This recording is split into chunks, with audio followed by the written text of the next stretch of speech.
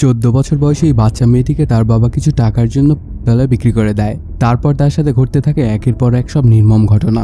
সমাজের উচ্চপদস্থ লোকজনেরা মেয়েটিকে ভোগ করতে শুরু করে। মেয়েটি এই অত্যাচারের মাত্রা সহ্য করতে না পেরে নিজেই লড়াই করতে শুরু করে। এখন কথা হচ্ছে মেয়েটিকে এই জাহান্নাম নামক তলয় থেকে বেরিয়ে আসতে পারবে, আর পারলেও বা সেটা কীভাবে জানতে হলে তোমাদেরকে পুরো ভিডিওটি শেষ পর্যন্ত না টেনেই দেখতে হবে। বলছিলাম সত্য ঘটনা অবলম্বনে মোনালি ঠাকুর অভিনীত লাক্ষ্মী সিনেমাটির কথা। তো আর কোনো স্পয়লার না দিয়ে আর কথা না বাড়িয়ে চলো তাহলে গল্পের গভীরে ঢুকে পড়া যাক। এই গল্পটি শুরু হয় 14 বছরের একটি মেয়েকে নিয়ে। ওর নাম ছিল লক্ষ্মী। তাকে চিন্না নামের একটি লোক কিছু মেয়েদের সঙ্গে হায়দ্রাবাদে নিয়ে যাচ্ছিল। যাবার পথে সকল মেয়েদেরকে একটি জায়গায় নামানো হয়। সেই সময় চিন্নার দাদা রেড্ডিও সেখানে চলে আসে। রেড্ডি সেখানে উপস্থিত সকল মেয়েদেরকে দেখে চিন্নার সাথে রাগারাগি শুরু করে দেয়। সে তাকে বলে সে লক্ষ্মীকে কেন এখানে নিয়ে এসেছে। আসলে এখানে যতগুলো মেয়ে ছিল তার মধ্যে লক্ষ্মীর বয়সী ছিল সবচেয়ে কম। এরপর রেড্ডি লক্ষ্মীকে তার গাড়িতে উঠে বসতে বলে আর তাকে জানায় বাকি মেয়েদেরকে খারাপ জায়গায় নিয়ে যাচ্ছে। এই কথা শুনে লক্ষ্মী সাথে সাথেই রেড্ডির গাড়ি থেকে উঠে পড়ে। এরপর লক্ষ্মীকে রেড্ডি তার বাড়িতে নিয়ে আসে এবং সে আম্মাকে বলে লক্ষ্মীর ভালো মতো দেখাশোনা করতে। এরপর থেকে লক্ষ্মী সেখানেই বড় হতে শুরু করে, আর সে সেখানে সবকিছু মানিয়ে গুছিয়েও নিয়েছিল। আর ধীরে ধীরে তার সেখানে সবকিছু ভালো লাগতে শুরু করে। এভাবে করে লক্ষ্মী রেড্ডিকে জানায় যে সে এখানেই থাকতে চায়। লক্ষ্মী আম্মার সাথে ঘরের সব কাজকর্ম করত। এরপর থেকে আম্মা লক্ষ্মীর অনেক খেয়াল রাখত। কয়েকদিন পরই দেখা যায় একজন ডাক্তার এসে লক্ষ্মীকে কিসের যেন একটা ইঞ্জেকশন দিয়ে যায়। তখন লক্ষ্মী তাকে জিজ্ঞাসা করে এটা কিসের ইঞ্জেকশন। ডাক্তার তাকে বলে তুমি অনেক দুর্বল, এই জন্য তোমাকে একটা হরমোন ইঞ্জেকশন দেওয়া হয়েছে। এরপর কেটে যায় আরও কয়েকদিন। একদিন আম্মা লক্ষ্মীর হাতে মেহেন্দি লাগাচ্ছিল। তখনই হঠাৎ করে রেড্ডি চলে আসে এবং লক্ষ্মীকে ধরে নিয়ে একটা রুমের মধ্যে চলে যায়। লক্ষ্মী তার কাছে অনেক করে হাত জোর করতে থাকে, কিন্তু তারপর রেড্ডি জোর করে ওর সাথে খারাপ কাজ করে। আর এই কারণে লক্ষ্মীর অনেক ব্যথা হচ্ছিল সেই জায়গায়। আর এদিকে দেখা যায় আম্মা আগে থেকেই গরম পানি করে রেখেছিল। তখন লক্ষ্মী বুঝে যায় আম্মা আগে থেকেই সবকিছুই জানতো। লক্ষ্মী আজ পর্যন্ত রেড্ডিকে ভগবানই মনে করত, আর তার এই ভগবান সমতুল্য লোকই তার সর্বনাশ করে দিল। এদিকে রেড্ডির কাজ যখন হয়ে গেছিল তখন চিন্না লক্ষ্মীকে নিতে আসে। এ পর্যায়ে দেখা যায় লক্ষ্মীকে বিদায় দেওয়ার সময় আম্মা বলে যে তুই আমাকে ক্ষমা করে দিস মা। কিন্তু দেখা যায় আম্মা লক্ষ্মীর সাথে তেমন কোনো কথাই বলে না।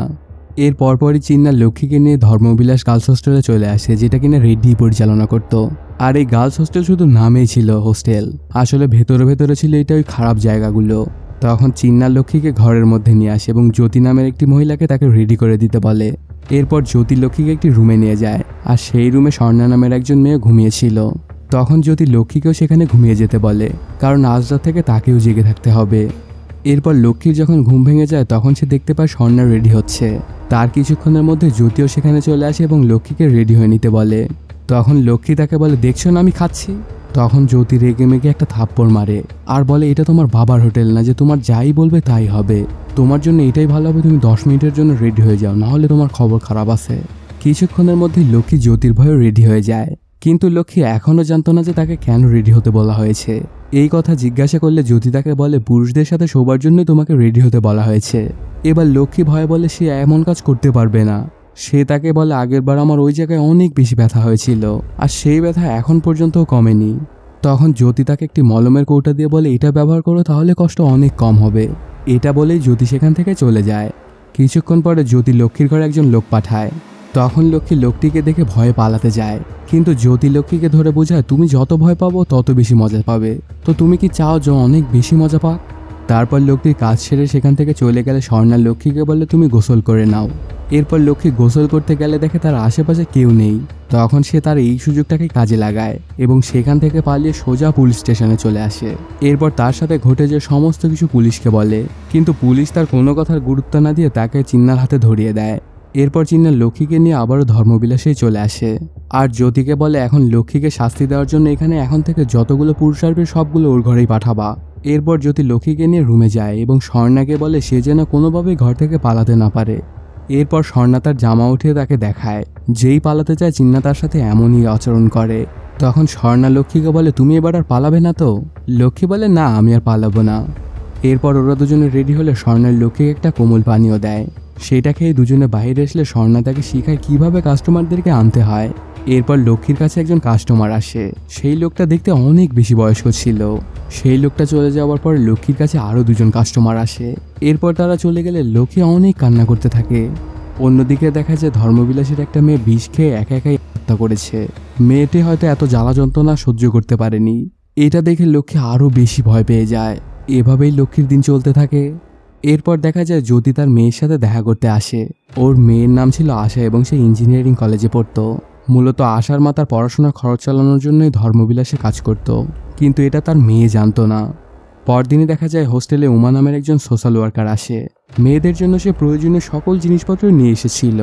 লক্ষ্মীকে নতুন দেখে সে একটা ওকে চকলেট উপহার দেয় এবং ওর সাথে বন্ধুত্বও করে নেয়। এদিকে লক্ষ্মী সবার সাথে মিলেমিশে সেখানে থাকতে শুরু করে, আর সে মনে মনে এই জায়গাটিকে তার বাসস্থান হিসেবেই মেনে নেয়। আর এভাবেই তাদের সবার দিন খুব হাসি খুশিভাবেই চলতে থাকে। এরপর একদিন চিন্না হঠাৎই ধর্মবিলাসে চলে আসে। লক্ষ্মী, স্বর্ণা এবং আরেকটি মেয়েকে নিয়ে একটি বাড়িতে আসে। সেখানে তাদের কাজ ছিল মূলত একজন বৃদ্ধ লোককে খুশি করতে হবে।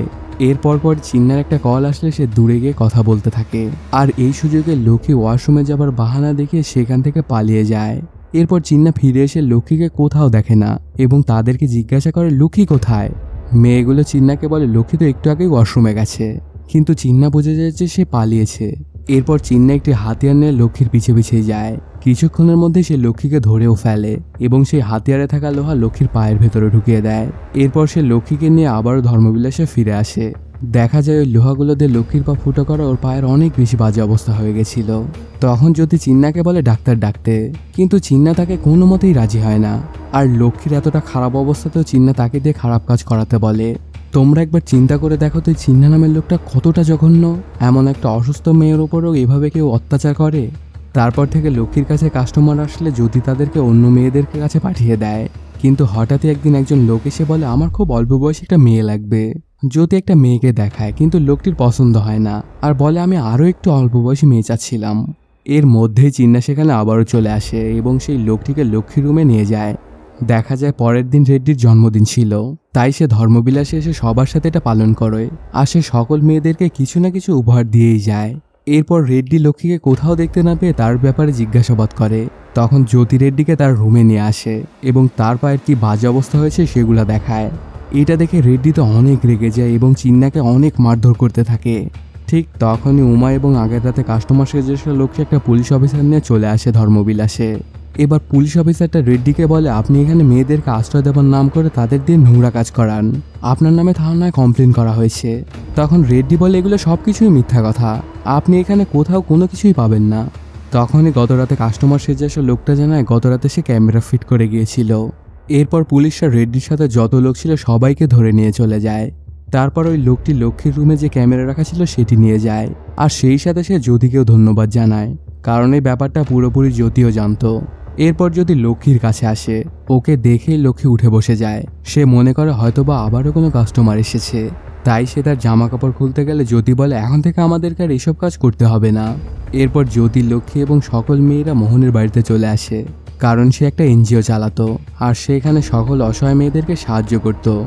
এরপরে ধীরে ধীরে স্বর্ণ এবং জ্যোতি লক্ষ্মীর সেবা যত্ন করে তাকে সুস্থ করে তোলে। তারপর একদিন লক্ষ্মী মোহনকে আসতে দেখে ভয় পেয়ে যায়, আর সে জ্যোতিকে বলে ওই লোকটা তো একদিন আমার রুমে এসেছিল। তখন জ্যোতি তাকে বোঝায় ওই লোকটি তো আমাদের সবাইকে বাঁচিয়েছে। এদিকে দেখা যায় চিন্নার রেড্ডি জেল থেকে ছাড়া পেয়ে যায়। তারা আবারও নতুন করে ধর্মবিলাসটি আবার খুলে ফেলে। জ্যোতি লক্ষ্মীর কাছে আসে বিদায় নিতে, বলে আমাকে সেখানে যেতেই হবে, কারণ আমার মেয়ের পড়াশোনার টাকাটা ওখান থেকে জোগাড় করতে হবে। তুমি ভালো থেকো লক্ষ্মী, আর মোহনবাবু তোমার অনেক খেয়াল রাখবে। এরপরই দেখা যায় জ্যোতি আবারও ধর্মবিলাসে ফিরে আসে, কিন্তু চিন্না তাকে কোনোভাবেই সেখানে আর রাখতে চায় না। তখন জ্যোতি বলে এই ধর্মবিলাসটা আবারও ঠিকঠাকভাবে চালু করতে হলে আমাদের একে অপরকে প্রয়োজন। এগুলো শুনে চিন্না জ্যোতিকে তেড়ে মারতে আসে এবং বলে তোর মেয়েকে নিয়ে আয়। তখন জ্যোতি বলে তুই আমাকে মারলে মারতে পারিস, কিন্তু আমার মেয়ে সম্পর্কে কোনো কথা বলবি না। কিছুদিন পরে দেখা যায় মোহনের আশ্রম থেকে সব মেয়ে একে একে চলে যেতে থাকে, শুধুমাত্র স্বর্ণা এবং লক্ষ্মী সেখানে থেকে যায়। এদিকে স্বর্ণাও আবার ধর্মবিলাসে ফিরে যেতে চায়। লক্ষ্মী তার কাছে এর কারণটা জানতে চাইলে স্বর্ণা বলে আমি তো এই কাজটাই সবচাইতে ভালো পারি। সে লক্ষ্মীকে আরও বলে ঝুড়ি বানিয়ে আমি ভিখারিদের মতো এখানে থাকতে পারবো না, আর শরীর বিক্রি করা ছাড়া আমি তো আর অন্য কোনো কাজও পারি না, তাই আমার কাছে এছাড়া আর অন্য কোনো উপায়ও নেই। আর আমার কাছে বড়জোর আর 10 বছরের সময় আছে, এরপর আর কোনো কাস্টমারই আমার কাছে আসবে না, তখন না হয় এখানে এসে আবারও ঝুড়ি বানাবো। এটা বলেই স্বর্ণা আবারও ধর্মবিলাসে ফিরে যায়। এরপর মোহন এসে লক্ষ্মীকে বলে সবাই তো একে একে চলে গেল, এবার তুমি কি করতে চাও? তখন লক্ষ্মী বলে ওরা অনেক খারাপ মানুষ, আমি ওদেরকে শাস্তি দিতে চাই। এটা শুনে মোহন তাকে বলে এর জন্য তো তোমাকে কোর্টে যেয়ে কেস করতে হবে।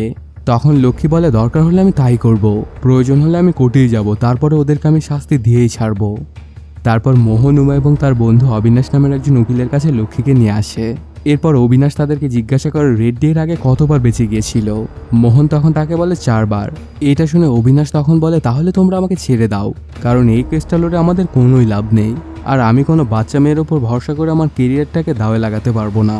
যদিও আমি অনেক কষ্ট করে এটা সব প্রমাণ জোগাড় করি, কিন্তু শেষ পর্যায়ে ছোট্ট মেয়েটি কেসের হাল ছেড়ে দিবে। আর ঠিক তখনই লক্ষ্মী তাকে ভরসা দিয়ে বলে আপনি এগিয়ে যান স্যার, আমি শেষ পর্যন্ত লড়ে যাব। আর অবিনাশ লক্ষ্মীর এমন কথা শুনে কেসটি লড়ার জন্য রাজি হয়ে যায়। প্রথম যেদিন লক্ষ্মী কোর্টে আসে তখন চিন্না তাকে অনেক ভয় দেখানোর চেষ্টা করে। তারপর পরে লক্ষ্মীকে কোর্টে তোলা হলে অবিনাশ তার কাছে পরিচয় জানতে চায় এবং ধর্মবিলাস সম্পর্কেও সবকিছু জানতে চায়। তখন লক্ষ্মী বলে ধর্মবিলাস আসলে একটি খারাপ জায়গা, সেখানে মেয়েদেরকে আশ্রয় দেওয়ার নাম করে তাদের দিয়ে নোংরা ব্যবসা করানো হয়। এরপর রেড্ডির উকিল তাকে জিজ্ঞাসা করে তোমাকে নিয়ে সেখানে কি কি করা হয়েছিল। রেড্ডির উকিলের প্রশ্নের জবাবে লক্ষ্মী বলে চিন্না আমাকে নিয়ে গিয়ে সেখানে অনেক খারাপ কাজ করিয়েছিল। উকিল বলে তুমি এই বয়সে এই ব্যাপারে তুমি কি বোঝো, যাই হোক তুমি রেড্ডির বাসায় কি করেছিলে। লক্ষ্মী বলে আমি তার বাসায় 3 সপ্তাহের মতো ছিলাম, আর প্রথম সে আমার ওপর খুব ভালোভাবেই খেয়াল রেখেছিল, কিন্তু একদিন সুযোগ বুঝে হঠাৎই কোত্থেকে এসে আমার সাথে ওই খারাপ কাজ করে দেয়। তখন রেড্ডির উকিল আরও বলে যে তোমার এত খেয়াল রেখেছিল সে কিভাবে তোমার সাথে ওই খারাপ কাজগুলো করতে পারে।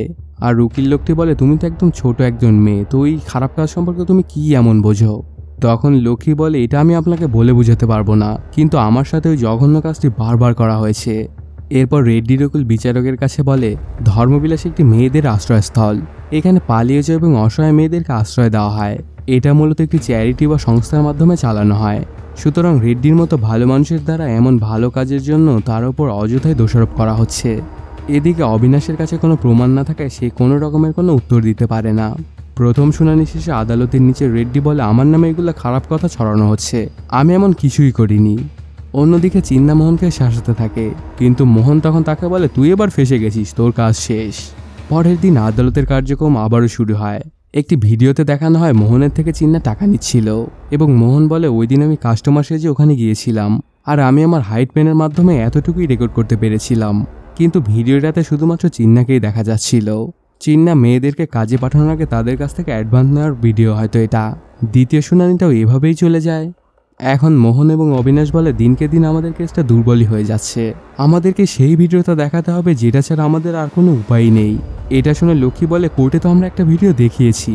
তখন মোহন বলে এই ভিডিওটা সেই ভিডিও নয়, এই ভিডিওটা হলো ধর্মবিলাসে তোমার সাথে কি কি হয়েছিল সমস্ত কিছু রেকর্ড করা হয়েছে।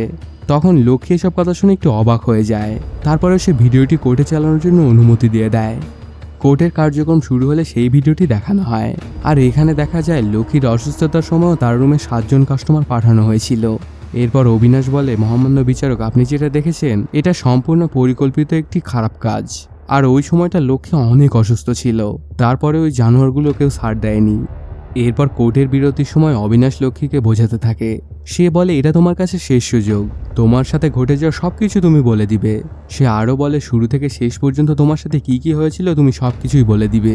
এরপর দেখা যায় কোর্টের কার্যক্রম আবার পুনরায় শুরু হয়। লক্ষ্মী জজকে বলে আমার বাবা একজন কর্পোরেট মহিলার কাছে 30,000 টাকার বিনিময়ে আমাকে বিক্রি করে দেয়। সেই মহিলা আমাকে তার সাথে তার বাড়িতে নিয়ে আসে। ওই মহিলাটির নাম ছিল রাধা। এরপরে দেখা যায় রাধা 50,000 টাকার বিনিময়ে চিন্নার কাছে লক্ষ্মীকে আবারও বিক্রি করে দেয়, আর এই ব্যাপারটা পাশ থেকে লক্ষ্মী লুকিয়ে লুকিয়ে দেখে ফেলে। এটাতে সে পালিয়ে যেতে চায়। ঠিক তখনই চিন্না তাকে এসে ধরে ফেলে। লক্ষ্মীর সমস্ত বয়ান শুনে জজ পরবর্তী শুনানিতে কর্মরত সেই মহিলা রাধাকে উপস্থিত থাকতে বলে। এর পরপরই দেখা যায় রেড্ডি সকল কথা রাধাকে জানায়। রাধা তখন তাদেরকে বলে আমি বলেছিলাম না এইসবে যেন আমার নাম না আসে, আর ওই মেয়ে যত টাকা চায় তাকে তা দিয়ে দাও। তারপরে দেখা যায় এই জন্য রেড্ডি সেই আশ্রমে চলে আসে এবং লক্ষ্মীর সাথে দেখা করে। লক্ষ্মীর হাত ধরে রেড্ডি ক্ষমা চায় এবং অনেক কান্নাও করতে থাকে এবং তাকে আদালতে সবকিছু লুকাতে বলে। কিন্তু লক্ষ্মী তার অভিনয়টা বুঝে ফেলে, তাই সে তার হাত ধরে সেখান থেকে চলে যায়। তারপর পরে রেড্ডি ফোন করে রাধাকে সবকিছু জানায় এবং বলে এখন আপনি যা পারেন করে নিন, আমার দ্বারা তো কিছু সম্ভব হলো না। অন্যদিকে দেখা যায় লক্ষ্মীর 2 ছোট বোনকে উমা সেখানে নিয়ে আসে। এটা দেখে লক্ষ্মী অনেক খুশি হয়ে যায় এবং তার বোনদেরকে জড়িয়ে ধরে। ওই দিন রাতেই আম্মা লক্ষ্মীর সাথে দেখা করতে আসে আর বলে মা তুমি কি আমাকে ক্ষমা করতে পারবে। তখন লক্ষ্মী তাকে জানায় আমি আপনাকে কোনোদিনও ক্ষমা করতে পারবো না। আর তখনই আম্মা বলে আমি তোমাকে এই কেসে যদি সাহায্য করতে পারি। যে ডাক্তারটি লক্ষ্মীকে ইঞ্জেকশন দিতে এসেছিল তার সম্পর্কে সকল তথ্য দেয় আম্মা। পরের শুনানিতে অবিনাশ সেই ডাক্তারটিকে সাক্ষী হিসেবে ডাকে। এরপর ডাক্তারকে কাঠগড়া তোলা হয়। তখন তাকে অবিনাশ জিজ্ঞাসা করে, আপনি লক্ষ্মীকে কিসের ইঞ্জেকশন দিয়েছিলেন? তখন ডাক্তারটা বলে, লক্ষ্মীকে আমি হরমোনাল ইঞ্জেকশন দিয়েছিলাম। এই ইঞ্জেকশনটা মূলত অল্প বয়সী মেয়েদেরকে মহিলাতে পরিণত করতে ব্যবহার করা হয়। তখন অবিনাশ বলে, এটা আপনার কার কথায় করেছিলেন? ডাক্তারটি জানায়, রেড্ডির কথাই আমি এমনটা করেছিলাম। এইসব কথাগুলো শুনে জজ বলে, এই কেসের পরবর্তী সিদ্ধান্ত আমি পরবর্তী তারিখে জানাবো। এদিকে দেখা যায় চিন্না জ্যোতিকে অনেক মারধর করে, কারণ তার বিনা অনুমতিতে লক্ষ্মীর ঘরে ক্যামেরা রাখা হয়েছিল। এরপর জ্যোতিকে শাস্তি দেওয়ার জন্য তার মেয়ে আশাকে নিয়ে এসে তার সব কুকর্মের কথা জানিয়ে দেওয়া হয়, যে তার মা কি কাজ করে বেড়ায়। এসব শুনে আশা তার মায়ের ওপর অনেক অভিমান করে সেখান থেকে চলে যায়। এরপর চিন্না জ্যোতিকে একটি খাটের ওপর বেঁধে ফেলে। এরপর তাকে শাস্তি দেওয়ার জন্য তার ওই জায়গায় আগুনের ছ্যাঁকা দেয়। এদিকে দেখা যায় রাধা লক্ষ্মীর সাথে দেখা করতে আসে। লক্ষ্মীকে তখন সে ৮০,০০০ টাকা দিয়ে কেস থেকে তার নামটি তুলে ফেলতে বলে। লক্ষ্মী রাধার ছলনাতে পা না দিয়ে তার টাকাটি তাকে ফেরত দিয়ে দেয়, কারণ রাধা একজন মেয়ে হয়ে অন্য একজন মেয়ের ক্ষতি কিভাবে করতে পারে। এদিকে জ্যোতি এত আঘাত পাওয়ার পরে সে চিন্নার মেশিনটি কেটে ফেলে, ফলে চিন্না সেখানেই মারা যায়। আর এখানে দেখা যায় জ্যোতি পুরোপুরি ভেঙে পড়েছিল, কারণ তার মেয়ে তার ব্যাপারে সমস্ত সত্যটা জেনে গিয়েছিল। এরপর সে চিন্তা করতে থাকে কিভাবে সে তার এই মুখ তার মেয়েকে দেখাবে, আর এই লজ্জা থেকে সে নিজেই মারা যায়। পরের দিন জ্যোতির মৃত লাশ দেখে সব মেয়েরা কান্নায় ভেঙে পড়ে। ফাইনালি শুনানিতে জজ তার রায় দিয়ে দেয় এবং দোষীদেরকে 10 বছরের জেল দিয়ে দেয়, আর লক্ষ্মীকে 2 লক্ষ টাকা ক্ষতিপূরণ দিতে বলা হয়।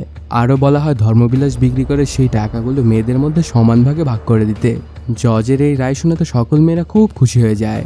সিনেমাটির শেষে দেখা যায় সাংবাদিকরা লক্ষ্মীকে বলছে, তুমি তো আমাদের হিরো। এখানে লক্ষ্মী এই কথা শুনে অনেক খুশি হয়, আর তার একটা মুচকি হাসির মাধ্যমে এই মুভিটা এখানেই শেষ হয়ে যায়। তো বন্ধুরা, কেমন লাগলো আজকের এই এক্সপ্লেইনটি জানাতে কমেন্ট করো। আর যদি এখনও চ্যানেলটি সাবস্ক্রাইব না করে থাকো তাড়াতাড়ি সাবস্ক্রাইব করে নাও। দেখা হচ্ছে নতুন কোনো ভিডিওতে। Till then, সায়োনারা।